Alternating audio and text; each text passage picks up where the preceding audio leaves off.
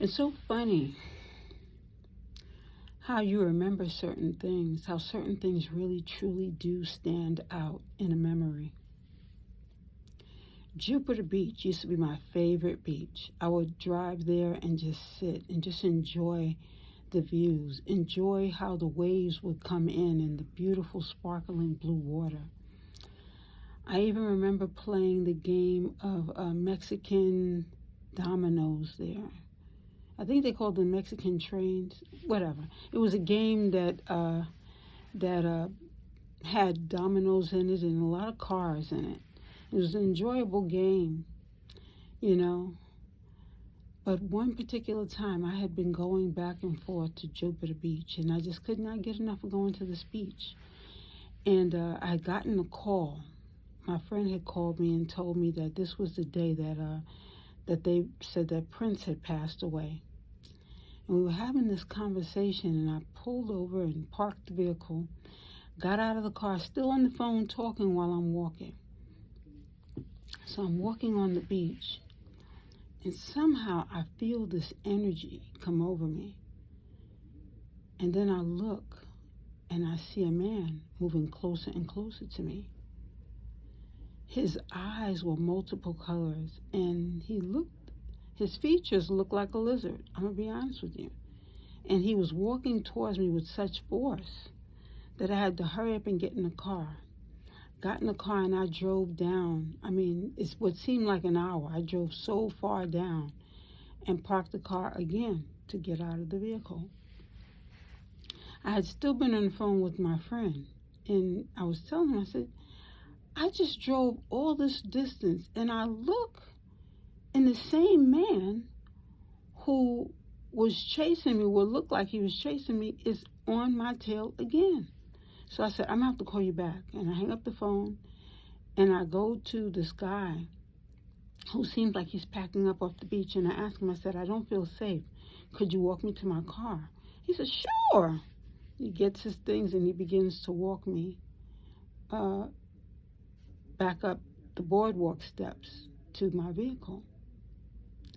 It was at that point in time that I could hear, it was almost like I could see what he was trying to do. They had fresh new shrubbery in these bushes that were built, and they were, these bushes that were by the brand new stairwell that they built out of wood. Beautiful work. But it looked as though his plan was to push me into those bushes. And when you got to those bushes, you would sink down to the lowest portion of it, which would be the same level as the beach. No one would know where the voice was coming from. And between the way that the water was and the waves were coming in so strongly, my voice might have even been drowned out with that sound. And he was planning on going and really harming me in these bushes. It was at that point in time when the gentleman walked me to my car, I said, thank you, got in my vehicle, and I drove away. That was the last time I had gone to Jupiter Beach all by myself. This is a beautiful beach. But I realized that my independence, I've spent so much time solo that I didn't realize that, I just took things for granted. I can just come and go as I please wherever I want to go. And a lot of this is largely because of my childhood being more of a parent than just being, one person who just enjoyed spending time by myself, getting to know myself, getting to feel and understand my own independence. When people scare you, these are also wake-up calls in certain ways, because it's one thing to be independent, and there's another thing to be, It's another thing to be in a position where you are independent but being smart about it. Always watch your surroundings. Always, be conscious of the things that are going on around you. There are going to be times where, where we get very comfortable.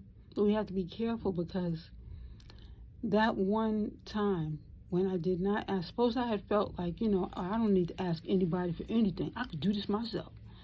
And suppose I never asked the gentleman to walk me to my car. and been vulnerable enough to tell him I did not feel safe for him to walk me to the vehicle. He was a perfect stranger as well. But it was something in his energy that told me that he was the right one that I could choose, that I could trust to walk me to my vehicle. Let us be conscious during this time of our surroundings, because not only do we have to worry about other vehicles, other people, we sometimes have to worry about buildings, because we don't know how strongly some of these buildings are being built, and anything can happen. You know, the George Washington Bridge, all of these bridges, there are so many different things that we have to be conscious of. And we do have faith knowing that God is going to lead the way and work things out on our behalf. But, you know, part of being more of a street smart, conscious person is just being observant of your surroundings. You know, I really don't like the fact that that is the last memory I have connecting to Prince.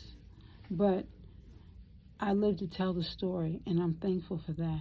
And I'm so thankful to you for coming here, and thankful for God always leading the way and always helping us to be more conscious of what's going on in our surroundings. So that has been my word. It is such a wonderful experience just knowing you. Thank you for joining us, Indigo Moon.